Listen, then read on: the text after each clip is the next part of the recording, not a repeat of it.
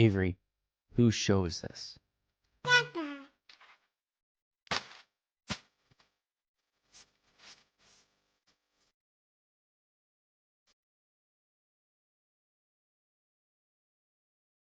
And we're live. Welcome, everybody, here to the Lakers Lounge podcast. I'm Anthony Irwin, senior Lakers insider, as well as lead Lakers content creator for Offside, joined on this fine Tuesday afternoon by Harrison Fagan of SB Nation. Apologies to everybody. I was fully expecting to do a mailbag episode yesterday and did not sound good at all. In fact, I sounded so bad that Jen asked me, I was walking into my office, "Are you sure you're going to record?" And, seeing as she listened to me all day, I said, "Do I sound that bad?" And she says, "You should not do that to people." So here I am today, still feeling completely fine. I don't know why my voice went away. Didn't even have that crazy of a weekend. Just old, I guess. But Harrison, how's your voice? My voice is great. Yeah, I'm just sorry that your voice deserted you on a holiday that your children were off for. That's just really tough. That's bad luck that you just couldn't record. Listeners, Anthony really wanted to record yesterday. He was walking into his office, and then he just realized, he's like, you know what? Just for the sake of you, I should take the day off. It's for all of your sake, though. Kids were down, and I was again. This is what was annoying about it, Harrison. I felt perfectly fine. There was there was nothing else going on. I just sounded like Phil Jackson. Remember how Phil Jackson would do like those DVDs of the Lakers, and every time he would talk, it's like, Jesus, how do you yell for a whole game? Well, that's why he was yelling for whole games, just like you. I assume you coach the team from your couch. You're watching. Yeah, like, JJ, you got to get Vando in there. No, I don't like Vando. I don't like watching him play. Get him out of there. Get Dalton in. But I was. Why do you hate me watching basketball? Why do you have me liking all of the players that I don't enjoy watching? I don't know. You're just such a contrarian. I imagine you make up arguments with yourself while watching the game.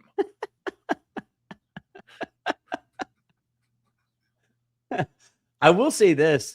You get Jen to agree with your opinion, and then you start arguing against it because just instinctually, you're like, well, now Jen believes this about Vando. So I gotta take the contrarian view. I will say that I get so lost in my own thoughts sometimes. I don't know if you ever do this.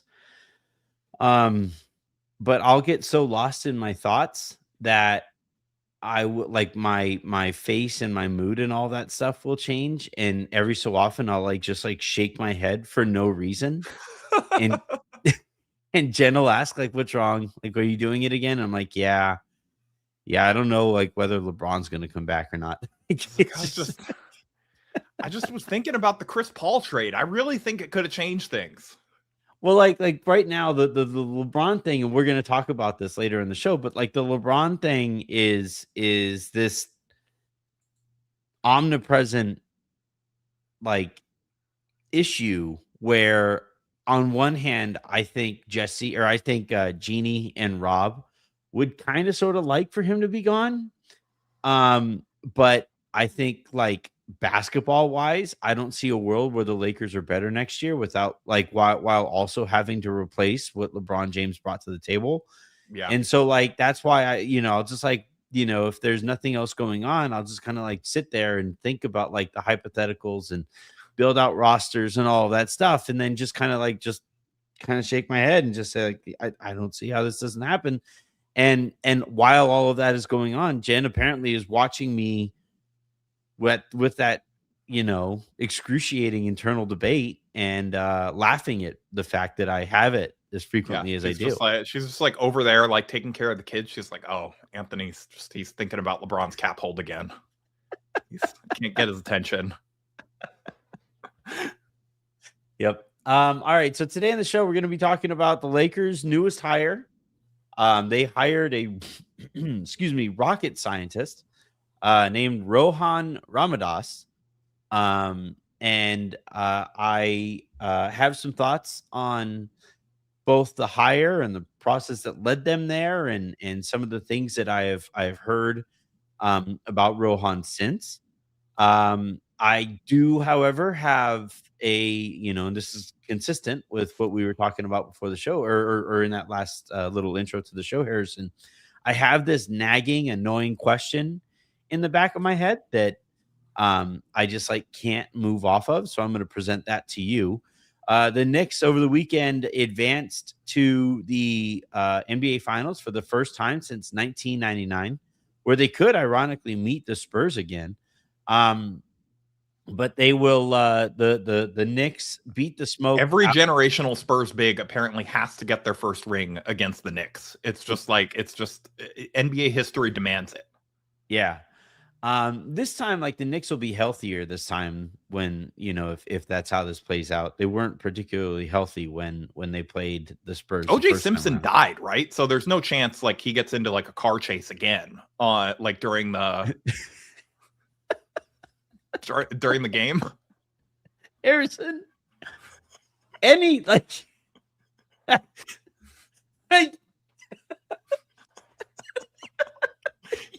gotta look this up. If somebody would have polled me before you would have, like, as you were opening your mouth to speak just now, and if somebody would have given me odds on like what was about to come out of your mouth, there is no world where OJ died, right? Was the thing that I would have predicted you were about to say. That is my only memory of that finals is the OJ car chase. Like they did a whole documentary about it. It's more relevant than the actual it's one of them. And by the way, I did just look this up for the audience. He is dead. So there's no chance. He is dead. Yeah. He died. One of the darkest. I'm not gonna say R.I.P. I guess I don't know. No, like we don't. Yeah, I don't think we need to say R.I.P. No, one of the darker periods in online, like in the history of Twitter, was when OJ created a Twitter account and immediately became like one of the fastest growing Twitter accounts out there. And I was just like, we're done, man.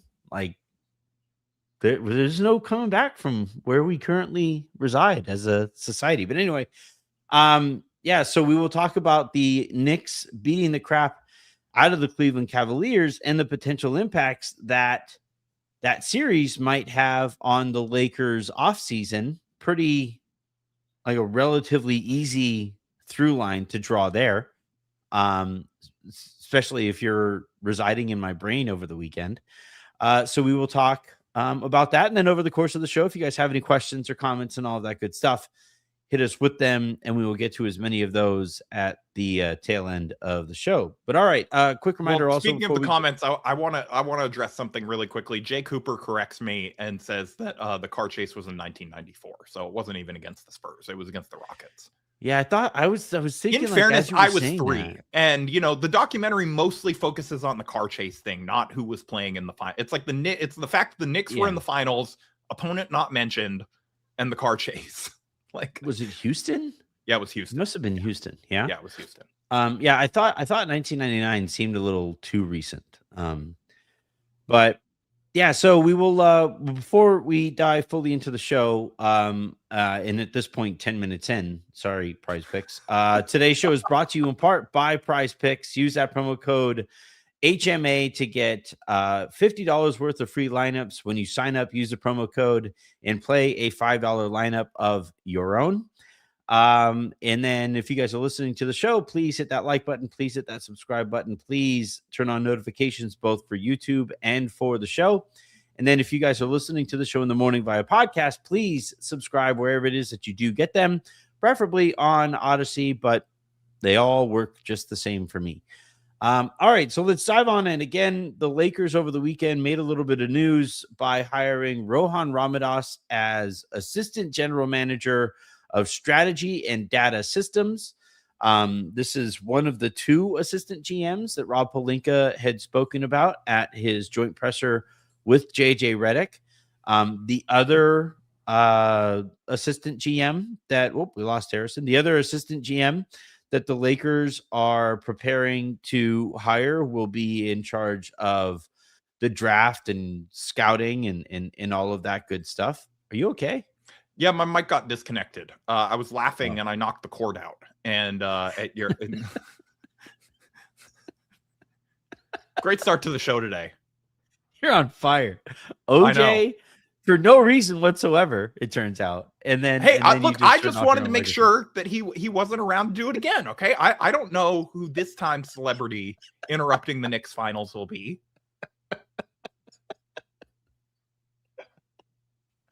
So is there someone big enough that, like, if they got into a car chase, they would interrupt the finals? Drake? I feel like they wouldn't. I don't think that they would interrupt it for the Drake car chase. What if he was being chased by Kendrick Lamar? Then I think they'd interrupt it.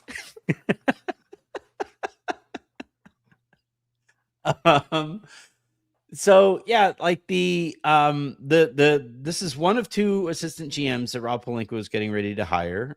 This one, so when Rob Pelinka initially pitched it, he said that there was going to be one who would be in charge of like the draft and scouting and all of that good stuff.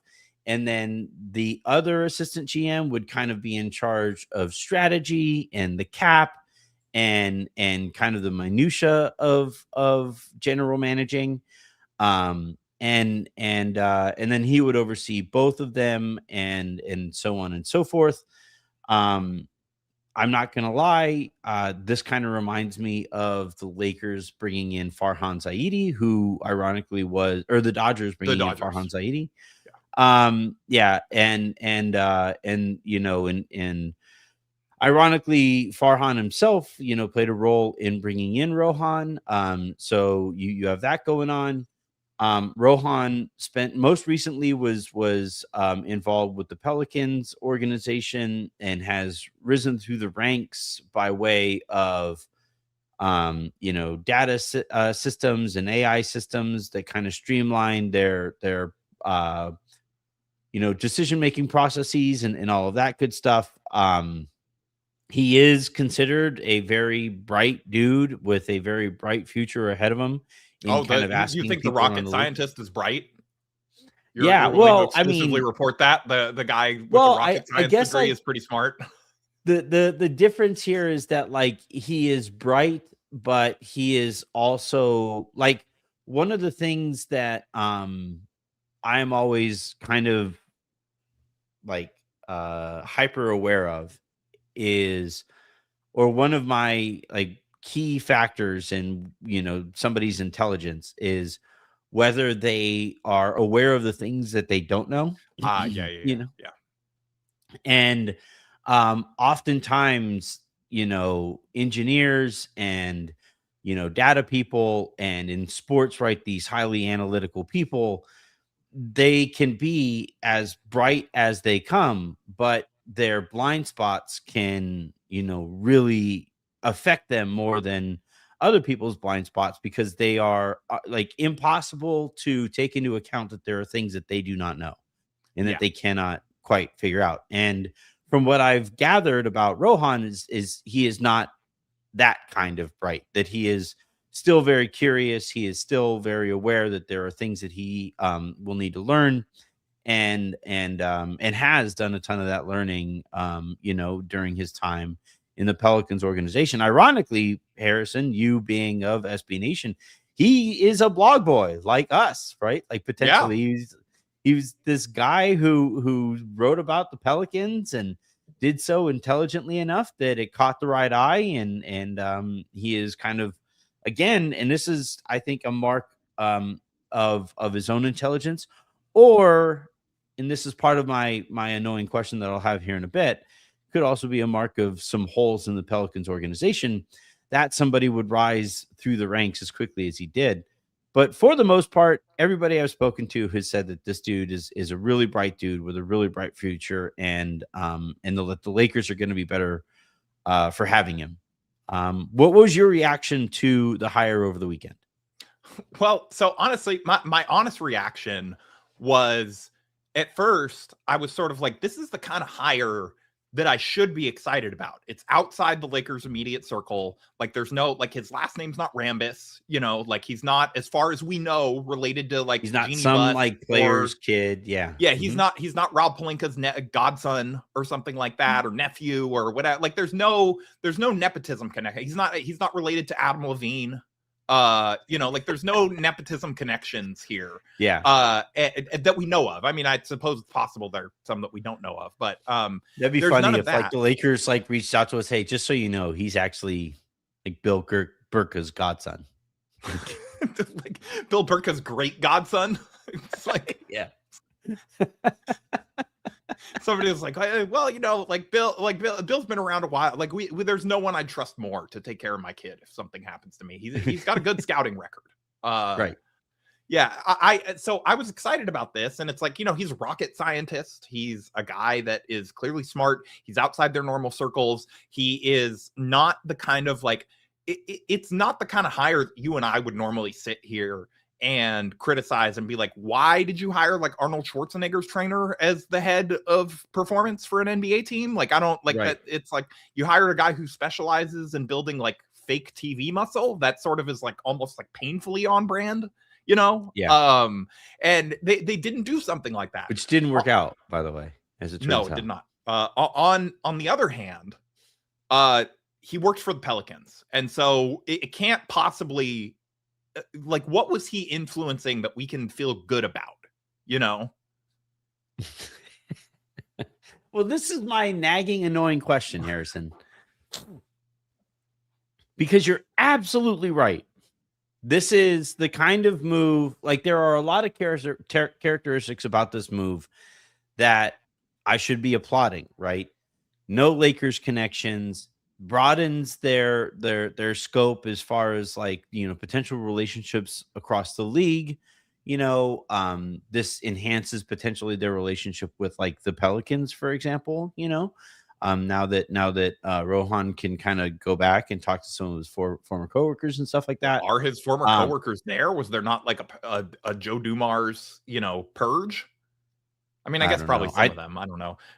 I just can't imagine like the Pelicans, given it like how cheap they are, like not like. Apparently, they fired a bunch of people like at the end of the season. They do. So yeah, it's you know, I don't know. Yeah, we shouldn't assume. All right, well, that takes away. He can bond with. He knows like good restaurant spots. He can bond with the new Pelicans regime. He could just be like, hey, you know, you got to check out Cafe Du Monde. Little known insider spot, you know. Somewhat overrated. I disagree, actually. I thought it was amazing. I think that there are better beignets out there in New Orleans. Like, I think I ate it, like a place called Cafe Beignet. What was it called? I forget. That's SEO for you.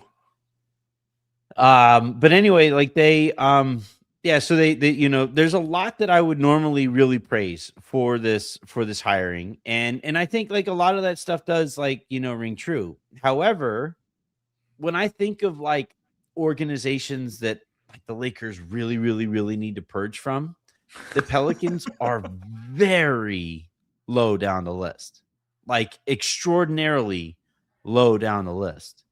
And, you know, I kind of asked, hey, like, why the Pelicans? Like, why, what, you know, like what's going on? And it does kind of sound like a lot of, you know, well, for one thing, you have like the Spurs and the Thunder are like in the playoffs right now. So they're kind of putting the clamps on who their people can talk to and any potential distractions there. And you have like Boston people are pretty committed to what Boston's building there, and the Lakers I don't think really want to go like I don't really think they want it found out that the Lakers are calling for Boston people. They're very aware of that stuff. And just generally speaking, as Yaron and I spoke about in our episode last week, generally speaking, there are a lot of highly qualified people around the league that kind of like hires that I would be absolutely thrilled about, who are looking at the Lakers and yes, it is an opportunity and all of that stuff, but they don't know how long Rob Pelinka is going to be there. And they don't know, like, if this is just kind of temporary hires before, Farhan and Andrew Friedman and Mark Walter put their heads together, look out across the entire landscape of the NBA and hire the people who will be their people for the foreseeable future. And that has kind of affected the hiring pool here. Well, and your pod with your own was good, and like I would encourage anyone to go listen to it about like the reasons, like a lot of the reasons why the Lakers were having a hard time filling this role, and like sort of some of the issues that were coming up for people. But like I think the one thing that you guys didn't discuss was not just the why would I tie myself to Rob Pelinka when like I could be in with the next regime that replaces him. It's sort of like widely seen as like an inevitability. Like the new owner is going to want to hire his own GM eventually. Yeah. He's not going to want to keep, Jeanie's guy. And there's that aspect of it, but there's also the aspect of it that like, do I want to tie myself to Rob Pelinka even as like an underling, given how we've seen that he moves politically? Like, did anyone hear the Magic Johnson stories of him like walking around the office asking where Magic was and be like, that's somebody that I really want to work with as a coworker that I'm sure will in no way stab me in the back. Right. Well, like, is this assistant GM thing, like, are you signing up to be a meat shield? Right. Yeah. Like, is Rob hiring the next sacrificial lamb that he could throw to Jeanie just in case this offseason doesn't go the way that because again, what as much as like Rohan and whoever the next assistant GM is going to be and everybody else is going to be that are being hired right now, as much as they're working with like they are directly reporting to Rob, eventually the decision does get to Jeanie Buss, at least for the next few years, as far as like how the organization is run.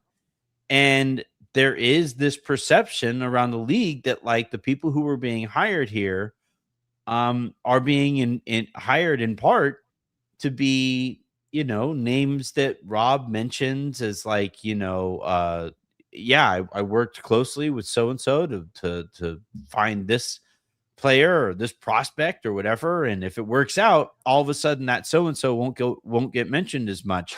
But if it doesn't work out, it'll come up that like, oh yeah, that so-and-so is a person who really, really pushed for drafting. So, that player. And by the way, Rohan really wanted us to extend Dalton Connect. Okay. His analytics models were saying underappreciated genius.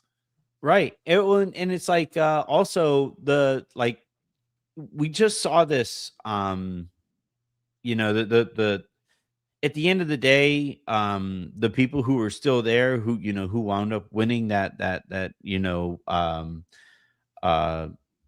political, like internal war, like they get to, decide like how the story is told and all that stuff. Yeah. But, like in talking to people who used to be there, and the processes that went into drafting,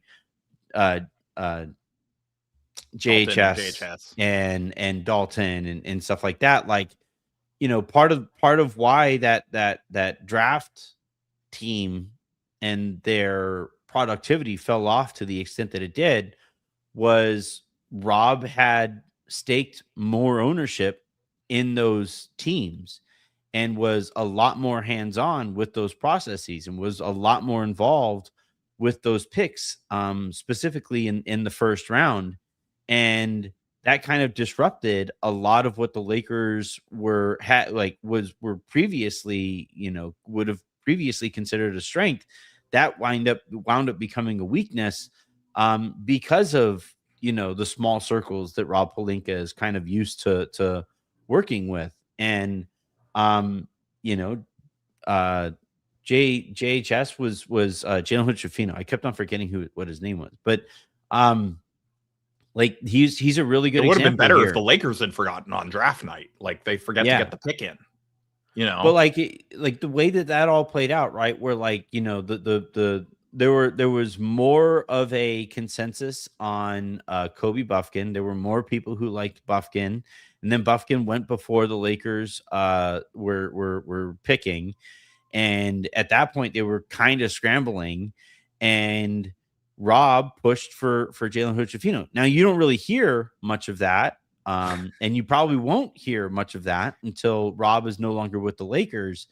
But like that, I think is a noteworthy example of like the more things that Rob kind of became involved with, like the less effective the Lakers had kind of become. So on one hand, I'm really excited that they're expanding this front office, to hopefully, dole out some more of these responsibilities so that the people who are in charge of these very key aspects of the organization are more qualified, can focus in on just their thing rather than, Gary Vitti having to be head trainer and flight, like air traffic controller. But, and that's the hope here. But until I don't know. I guess what I'm trying to get at is that like it's twofold. I don't love that they went and got from the Pelicans, because the Pelicans are not a very well run organization.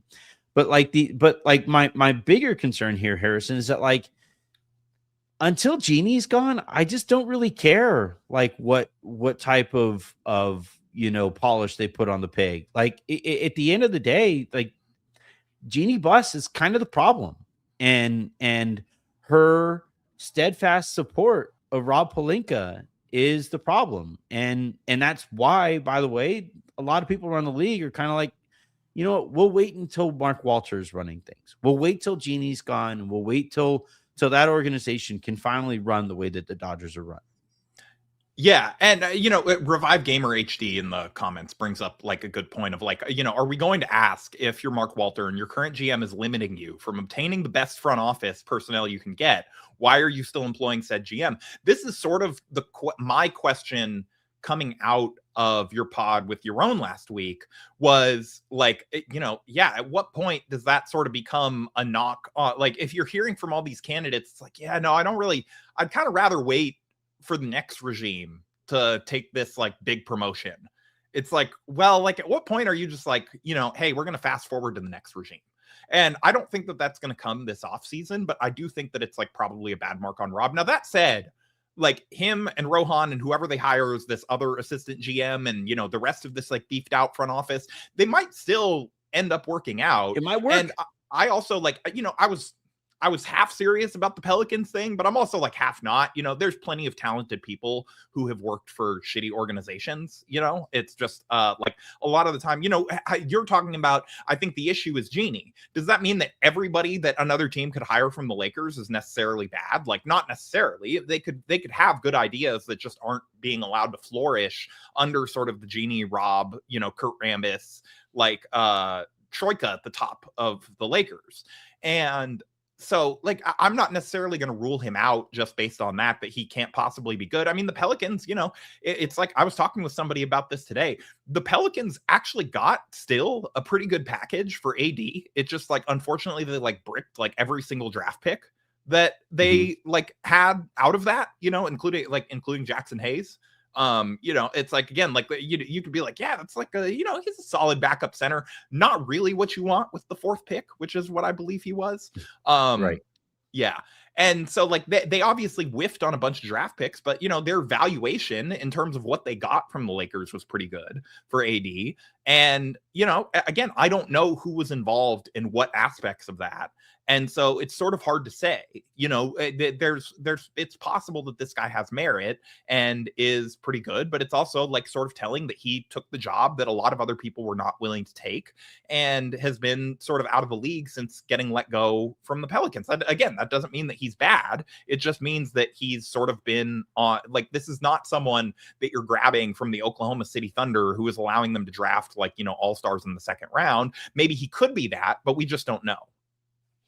Yeah, like I'm not damning this thing to like that it definitely isn't going to work out. Like sometimes people are just talented enough that they rise beyond the things that are dragging them down, right? The ropes that bind. Right, like Peyton Manning was still able to win a Super Bowl in Indianapolis despite that entire organization just being an absolute disaster. But Steph Curry the overcame Joe Lacob to win that 2022 title. You know, he overcame the two timelines to get it done. Exactly. And but like so I don't know. I've been kind of hesitant to kind of say this on the air, but a source of rampant speculation around the league is that the Lakers didn't go to, like, they weren't put to the open market. They weren't put on the open market. In first, like, one of the reasons that people are kind of wondering about is, because we have this 3 to 5 year window where Jeanie and her people get to continue running the team. And Jeanie, could have, in this hypothetical, that there are a lot of people who kind of wonder about this stuff. Jeanie could have, basically said, look, if we agree to a respectable enough number, a high enough number, I'll sell directly to you, Mark Walter, without putting the team on the market, and thus, costing he had the right of myself first potential refusal, money. right? I mean, he could have matched any. That's part of the reason too, is that he had, like, in their contract that if the team did go on the open market, he still had the right to buy it and match whatever the other offers were. Right, but the offer could have gone up if it hit the open market.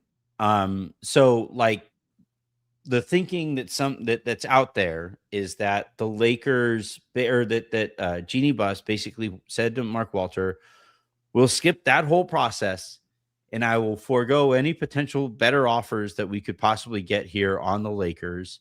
And now, like, there are other reasons potentially for doing it, right? Like, when you sell the Lakers and when it's such an important part of your family's history and stuff like that, you just want to make it as clean a process as possible. Like, there's plenty of other reasons that this could have possibly been the case. But one of the sources of speculation out there is that, like, one of the pitches that Mark Walter could have made is, what if you and your people get to keep running the thing for 3 to 5-ish years or so? Yeah. And maybe that pushes it over the finish line. Yeah. And there's this sense, again, like, and this kind of backs up this theory, there's this sense out there with the people who would otherwise be looked at for these positions, that people are just kind of waiting this out. Yeah. Waiting that window out. And I'm not saying that this is definitely what's going on. I'm not saying that this is definitely not going on. I'm just saying that this is a thing that a lot of people around the league are kind of speculating about. And there's this hesitancy to work with Rob Pelinka because he's not very trustworthy. But there's also this hesitancy to work with Rob Pelinka because someday, Mark Walter and his people will fully take over, and who knows what the Lakers will eventually look like when that time comes. And do you want to be considered a part of the previous regime when that time comes? And I think there are, like, it's fair to wonder about that stuff. Well, the first part of that with Jeanie, it seems pretty clear that that's what happened based on, like, the Baxter reporting, based on just, like, logic and, just everything that's gone on around this. It seems like pretty obvious that is exactly the handshake deal that they had. And that, like, kept the process, like, a little bit tighter, or something along those lines.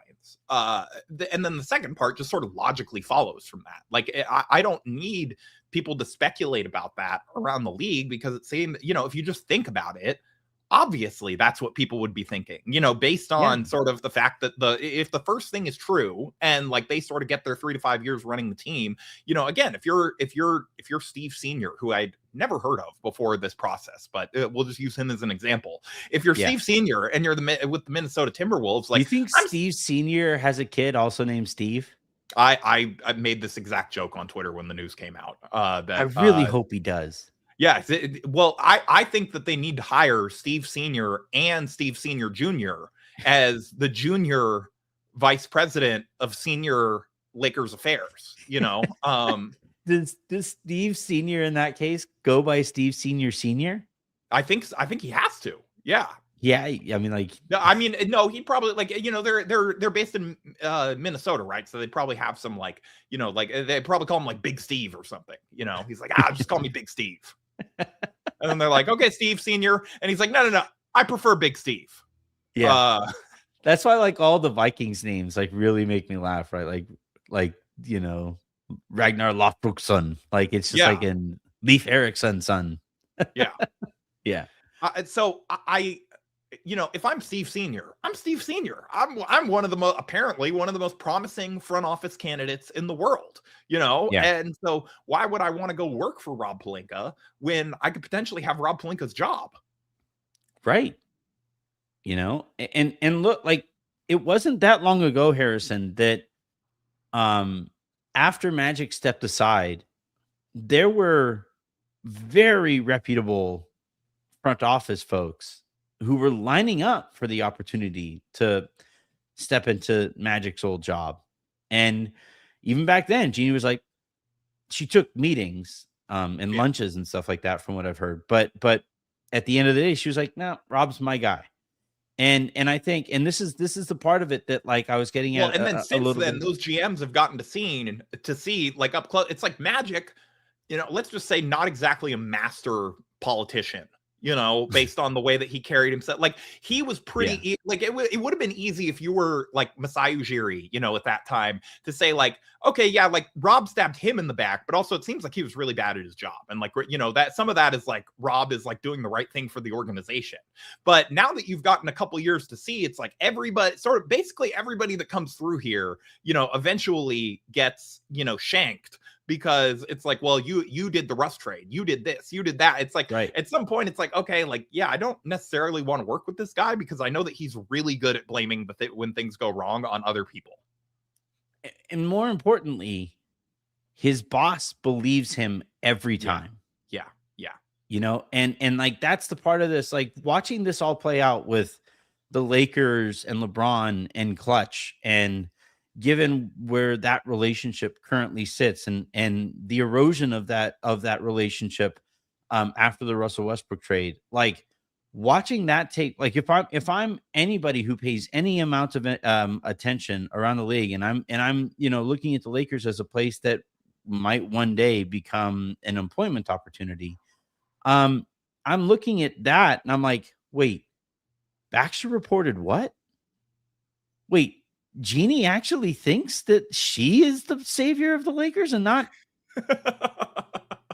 Wait, what? And I love the idea of Rob just in her ear. He's like, you should be getting more credit for this. It's kind of crazy how much they're giving LeBron, right? Yeah, right. Like that Lord of the Rings. Do they not understand that you're the one who empowers all of us to have success? And she's like, you know what? You're right. Yeah, it is National Women's Day. LeBron did wish her happy International Women's Day. Okay, we can't. La feminist, was properly respecting Jeanie at that point. Yeah. So, like, I don't know. We'll put a bow on this one here by just saying, like, look, at the end of the day, I hope that this works out for Rohan. I have heard a whole bunch of really good things about Rohan, and there is plenty of reason to believe that this is going to work out. I just think also there are these nagging questions, and I happen to have a podcast, and I asked you guys those nagging questions. Like, yeah, well, we should shout out listener Narav, who did some like I don't know if you want your last name out there on the air, so I'm not going to use it. But thank you for the long email that you sent to Anthony and I, revealing that this guy is a former SB Nation blogger. Rohan is that it, and that wrote about the actually then the Hornets. It was for At the Hive. So when they were still the Hornets, he was writing about the New Orleans Hornets, and eventually got hired by said New Orleans Hornets as like a consultant, and then worked his way up through the ranks. But also at one point was an SB Nation blogger, doing like national blogs for the team. And so we actually can say now that you've been asking this question all year about LeBron, and like, is there anybody with the Lakers who like actually wants him back? Like, is there anyone that's going to indicate that they want LeBron back? And Rohan might be that guy. He wrote in 2011 a headline in ripping LeBron James, Magic Johnson ignores his own history, about how Magic can't criticize LeBron for coming up short in the clutch because Magic also came up short in the clutch in his career. He did. And so, hey, we might have there might finally be a LeBron stan infiltrating the ranks that's ready to be like, hey, this guy's like the best player in NBA history. Maybe we should be trying to keep him. I hope so. Like, my really analytics models are saying LeBron for $25 million a year is actually like one of the best value contracts in the world. And Rob's like, yeah, God damn it, shit. Like, I can't. I do want to say, like, while we're on, like, you're kind of joking. That's the best email. I was thinking about. I replied to. It's definitely the best listener. With all due respect to all other previous listener emails, this was like 4,000 words, essentially kind of doxing this guy, but that like in like a lighthearted way. And it was like you and I were joking. It's more work than we have put into a pod, like maybe ever. Yeah. It was well written. It was incredibly well reported. It was funny. It was all of these things. So Nirav, thank you very much for that email. That was incredible. Like, that's the bar. It included a photo of the new Lakers assistant GM next to a person in a Kobe jersey, while he is wearing a New Orleans Chris Paul Hornets jersey. Incredible. Yeah. With a Hornets hat. He was full kit. He had the whole thing on. I assume he was wearing Hornet shorts and Chris Paul shoes. He just showed up ready to play. Yeah. Put me in, coach. But honestly, I'm glad that it's someone like they're bringing in someone who's like a real basketball sicko. Like, if you're hiring a basketball blogger, like a guy who was doing this for, I'll tell you, like at the time, the rates that SB Nation was paying as somebody who was there around the same time. I know Rohan was not making that much. For the love of the game. He's really into this stuff, and like I can respect that at least. And like I'm always rooting for blog boys to succeed in the NBA landscape. Like I hope he runs the team someday. There are people like that. That Shamit Dua said that who's a Pelicans insider who I think he's at Fear the Brown. Yeah. He said that he thinks that this guy is eventually going to run a team someday. So like, there's plenty of people like, whether it be Shamit who's saying it very publicly or people kind of behind the scenes who are saying it privately, just, singing this guy's praises, hard worker, creative thinker, really at the forefront of analytical thinking and stuff like that, which is always evolving. This is somebody who I think the Lakers are like, just by filling the position, Harrison, that's a big addition, right? Like, just by like literally having somebody in this position, by having this position at all, is a big win here for the Lakers. But I also think that the process at arriving here, kind of told us some unfortunate truths about the Lakers organization while Jeanie Buss is still calling the shots. And people have succeeded they have swam upstream and succeeded before, but it does mean that, that stream's there. It's going to be, he's going to be sort of, even no matter how great he is, he's going to be working with a little bit of a weighted vest. Well, here's the question I'll present to you, right? Or like a hypothetical so one of the people who have been involved heavily in this interview process has been Kurt Rambis. He is like this, like, he's kind of a consultant in a senior position who is, I think, like eventually going to be phased out, but like, is he interested in being phased out? Like when they start interviewing for some of these other positions. If I got an $8 million bonus, there is no job in the world that I would want to continue working. Like, I'm sorry, Kurt, you've done all right for yourself. Like, it's time, buddy. Yeah. Like, well, plus like the $8 and the $24 million bonus that his wife got. Well, that's right? Linda's, like, that's Linda's money. I'm sure that, I like to imagine they both keep their own books, and Linda keeps Kurt on a budget. Wonder what some of Kurt Rambis's expenses are on the internet. Yeah. Like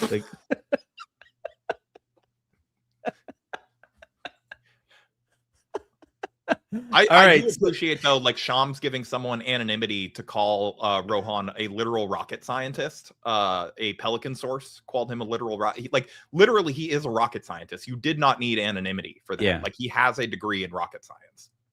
Yeah, I will say, like, as somebody who dabbles in some of this stuff, people will just like, even though that's a compliment, they don't want to be outed as somebody who talks to Shams. Like that's why Yeah, I there's guess. But it's like, I mean, you already have in the story that he has his like rocket science. Like we don't. I don't know. none of this makes very much sense in what you think about it. All right, let's wrap here on the Knicks advancing. They sweep the Cleveland Cavaliers in one of the least impressive performances a conference finals team has put forth that we got from the Cleveland Cavaliers. Do you James know how Harden went bad full. you guys have? You have to go. A series has to go for them to have to leak the next day that they're not firing the coach who they just hired like last year. And it's taking them around further in the playoffs each time. Donovan Mitchell like having to come out and immediately say like, yeah, I really love it here. Was Super the James love Harden, it here. was him saying that they were, he still thinks they're the more talented team? Was that a real quote? Yeah, I would probably say so. I don't know. I haven't seen it, but I could see James because Harden the saying Kenny something Atkinson like one that. from the day before, like we were debating this in an SB Nation team meeting earlier today. Yeah, analytically, we've won two out of three. Like that is an all-time bad quote for a coach. Yeah, like I'm sorry, you even if I don't think there's any coming back from that. I would have fired him for that quote. I would have fired him for that quote, even if it's true. Like I don't know what their analytical models say. I hope Rohan's analytical. You need new models. Does your model take into account final score? Like, also, like the thing. It's no like matter what, Kenny Atkinson. You can't talk about the shot quality and analytically we've won this whatever after you lose. You can talk about it after you win. JJ Redick did it too, and I was like, God dang it, that he might be a loser. I roll my eyes every time. It's like, yeah, but they play the games. Yeah. Well, and it's like Anthony and I's job to talk about analytically, here's the nuance here, whatever. Like, it's not your job. You don't, you should not be saying this. Like, that's a cope. Even if Atkinson wins a championship, the post is going to be, wow, look how far he came. It's going to involve that quote. That's going to be analytically tied to he's won 2 titles. Well, then he was also saying that, like, you know, because they lost game 6s, that was potentially part of the reason that they, or because the other series, buddy, you lost the game 6s. There's no one to blame for that but you. Right? Yeah, and it's like, I don't know. I just think if we hadn't been so tired from not taking our earlier series seriously, like maybe we could have won, but who knows? You know, we'll never know. Analytically, I would think we could have won. Well, and then you have like Donovan Mitchell out there saying that like James Harden belongs in the conversation with some of the greatest who have ever played the game. And he says like the fact that he isn't is just because of rings culture. It's like, Donovan, the point is to win. The point isn't to accumulate stats. The point is to win. You know, like you guys didn't win because James Harden is a loser. Everybody knew how your season was going to go because James Harden is the greatest loser in the history of maybe all professional sports. I don't know if I would go that far, but I would say that like James Harden, you know, he's not wrong about that James Harden should be discussed among the greats. I just think that we can put to bed the idea that he is like greater than, you know, these guys who are like on the Mount Rushmore pantheon, whatever. Like he's clearly one of the greatest regular season floor raisers we've ever seen. Ceiling raiser, we have yet to see that. And I think we're probably not going to at this point. He's 36. Like, I think the book is probably written on that. I mean, the fact that he got there and then like Donovan Mitchell's usage rate just absolutely plummeted, you know, because it becomes James Harden ball. Did you say, I don't know if you saw, I saw the post or have thought about this at all, but the new lottery reform, like James Harden is always going to get the bag. Like that is inevitable because the new lottery reforms potentially set him up for like those the bad teams with cap space. If they want to get the slightly higher draft odds by being mid, what do? You sign James Harden to a big contract to come in and raise your floor in the regular. It's like, hey, he's gonna play till he's 63, baby. Yeah, he's gonna play till he's 63 because he's good enough at getting teams to there. Yeah, right there. Unironically, I feel like he could. If something doesn't change to improve the regular season product, like I feel like James Harden at like 40 could be doing like the regular season version of what LeBron just did in the playoffs, where it's like he's just so smart and like he's so good at like making plays on autopilot. On any given but it's like, Wednesday in Orlando. yeah, like on any given Wednesday in Orlando, James Harden could still dish like 20 assists in a regular season game, at like 45. And then hop on a flight to Atlanta. Yeah. That's his reward. He gets to go on a flight to Atlanta. You play him once a week, and he gets a flight to Atlanta every single time. Every time you win, So the Cavs lose that series, and apparently they are not firing Kenny Atkinson. They are apparently not blowing it up, even though there has never been a clearer blow it up team than this Cavs team. Apparently they're going to be running a lot of this back. And they, by the way, are this team that they're probably the team that is most frequently brought up as a LeBron suitor, a possibility for LeBron if he does leave the Lakers. And I'm sitting here saying, like, if what LeBron said on his show are his top two priorities, being somewhere that his family actually wants to be and winning at the highest level, I just don't see a world where that dude goes and plays in Cleveland. And apparently Windhorst is out there, is also reporting that LeBron would not take a huge pay cut to go to the Cavs either, which really limits whether or not he could actually go to the Cavs. So, well, I don't know. I mean, also that is what LeBron has to posture right now as well. Like, he can't just be like the opposite would never come out. LeBron can't leak right now while he's still trying to get like a reasonable payday from the Lakers. Like, yeah, but I'd take the minimum in Cleveland.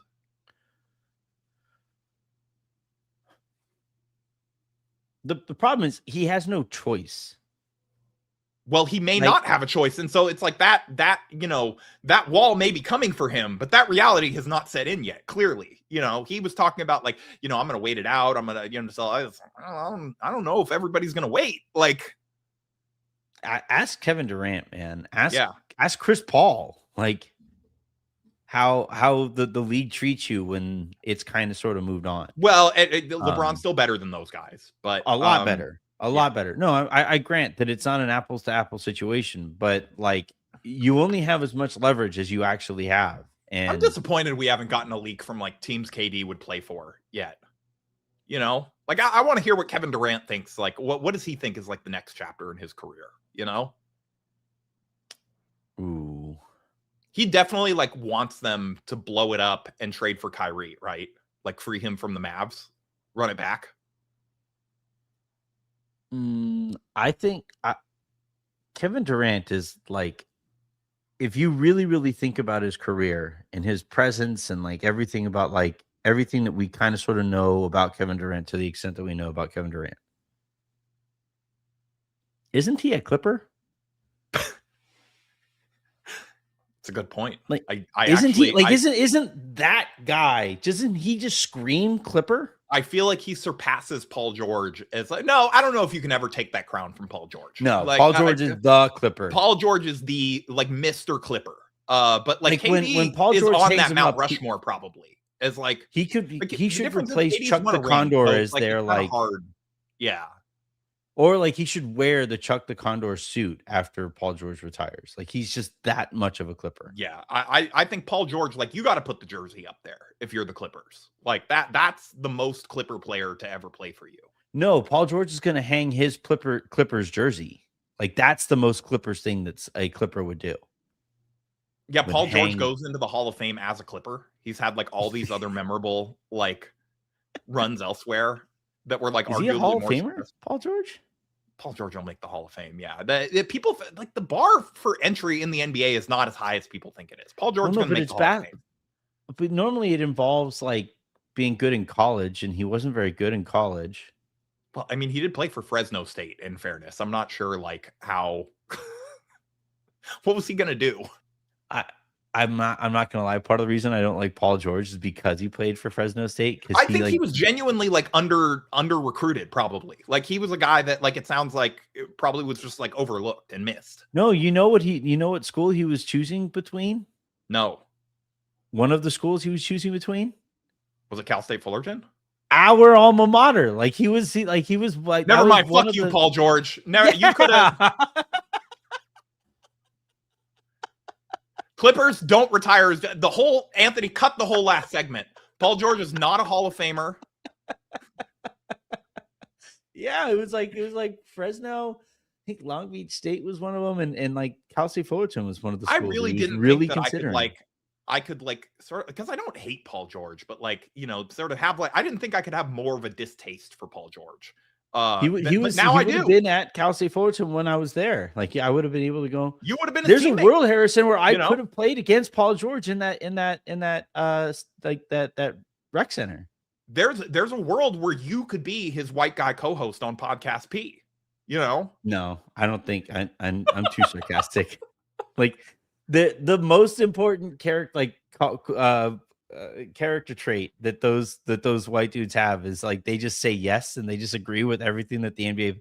And I am not. You know that I'm not good. No, somebody needs to lean into it though. Somebody needs to do like a player pod with like a really angry team site blogger. You know, that will be the first like really financially successful and lucrative player podcast. Yeah, like one where the you know the nerd, you know, occasionally tells jokes. Yeah, like it's like Draymond Green and that like psychotic Warriors YouTuber whose like name I'm forgetting right now. That like thinks that Steve Kerr is the Antichrist. Oh god. Sheridan Hoops guy. Yeah.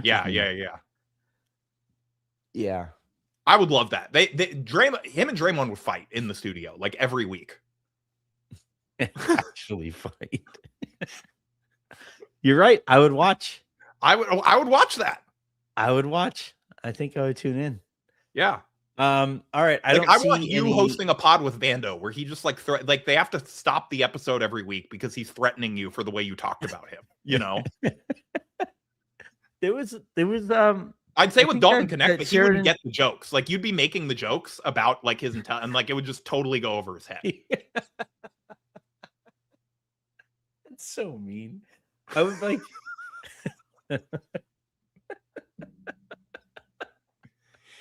you're like doing some like dry sarcastic bit, and he's like, "Yeah, man, it is kind of like that."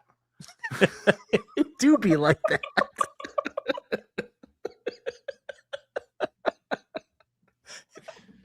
You and Bronny James. Yeah. Somebody would like after like the show or the comment section was like, Dalton, he's making fun of you.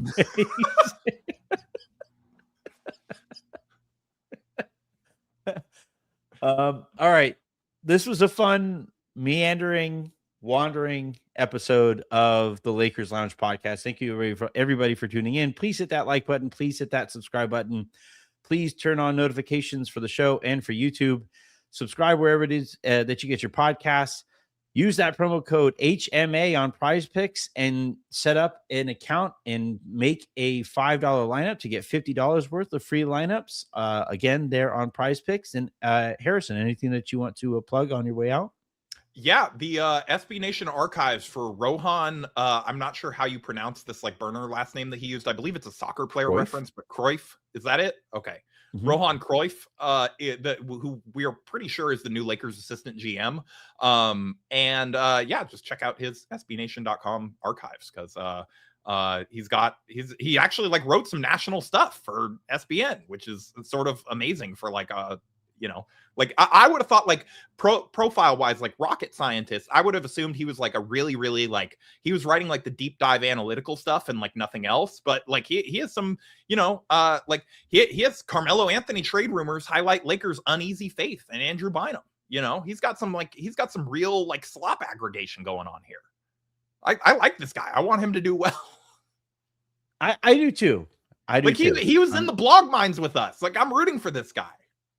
There's like a few of us out there, right? Like, isn't there like I think the in the Wizards organization, there's another former blog boy. Mark Schindler, I know, is like, I believe, like assistant GM with the Toronto Tempo, who's like former Indy Cornrows guy. But yeah, the blog, there's a lot of blog people in like basketball that, you know, they had smart enough takes to get hired by a team. I'm not holding my breath for you or I to get one of those jobs, but like it is a pathway that exists for like the draft Twitter like people and stuff like that. Like the people who are actually like digging into real insight on the guys, you know, like you know, who can't dribble left and you know, they're building their models about. Well, I can dribble left. I happen to be left-handed, but I can dribble left. I'm saying the people who evaluate which players, you know, it's like, like they're the ones that catch that LeBron was looking at his hand every single time before he shot threes, and like add that and like get that on a team scouting report, and then get offered to like work for a team and watch film for them. Coles Wicker, I don't know if you remember him, but he works in the Rockets, I think VP of basketball ops. Yeah, but it's like, I mean, I'm sure it does seem like he's high up there, but also like you can't tell how much power anyone actually has anymore based on their title, because everybody's titles are very impressive. Everybody's a vice president now. Yeah. Not Robbie P. That's why I am the associate director of SB Nation, a title that implies that I have much more power than I actually have. Well, I'm senior Lakers insider and lead Lakers content creator for Offside. Even though there are people who create way better stuff for Offside than I do. Yeah. So, well, hey, they should have negotiated harder. All right, everybody, have a great rest of your day. Make somebody else's, and I will talk to you guys with a mailbag tomorrow.